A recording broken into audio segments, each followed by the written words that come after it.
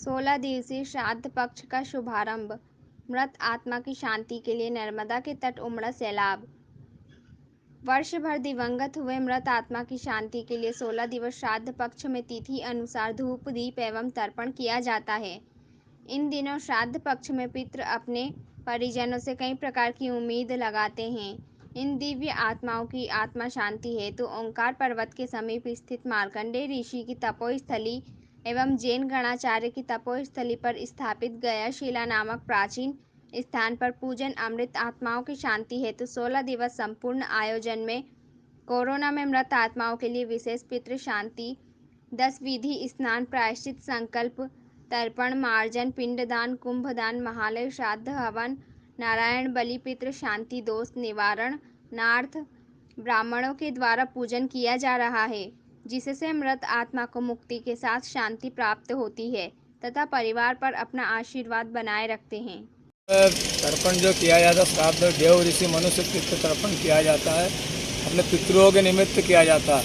पितरों की जो शांति हो, पितृ प्रसन्न रहते हैं और परिवार में जो है वो धन धान्य वृद्धि वंश की वृद्धि वही करते हैं।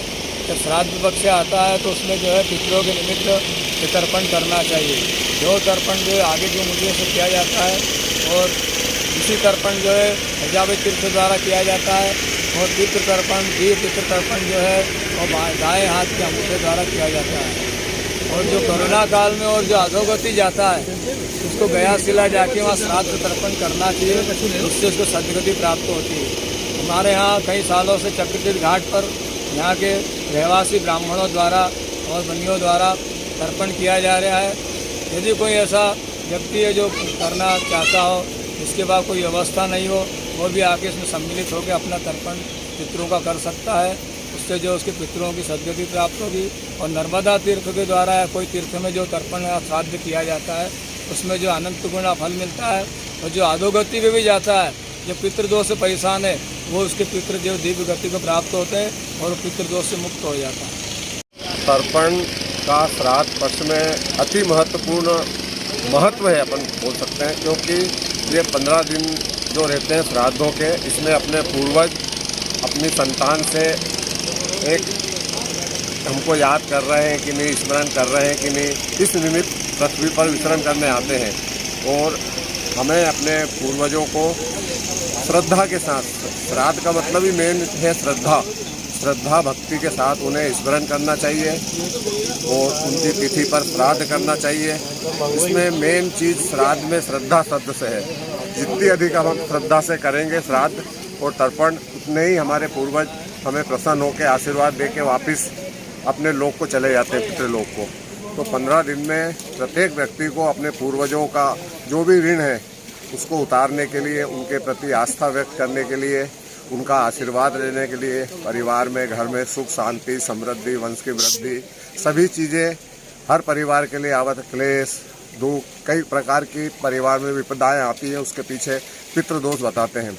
अगर लोग अपने पूर्वजों को इस श्राद्ध पक्ष में श्रद्धा के साथ याद करें तो उन्हें पितृगण आशीर्वाद देके अपने लोक को जाते हैं। तर्पण में भी 3 प्रकार के तर्पण किए जाते हैं, देव तर्पण, ऋषि तर्पण और पितृ तर्पण। इसमें अगर अपन अपने घर पे भी एक थाली में जल दूध तुलसी दल और तिल जो लेके कर सकते हैं। अगर किसी पवित्र नदी पर पवित्र तट पर करते हैं तो इसका अनंत गुना फल है। और भगवान ओंकारेश्वर के धाम में माँ नर्मदा के पवित्र तट पर, जहाँ की मात्र दर्शन मात्र से नर्मदा सबको फलीभूत कर देती है, सबको आशीर्वाद देती है, ऐसे पवित्र तट पर ओंकारेश्वर में पंडित रुक्मांगद जी शुक्ला के आचार्यत्व में ओंकारेश्वर के निवासी बाहर के तीर्थयात्री भी कभी कभी सम्मिलित हो जाते हैं।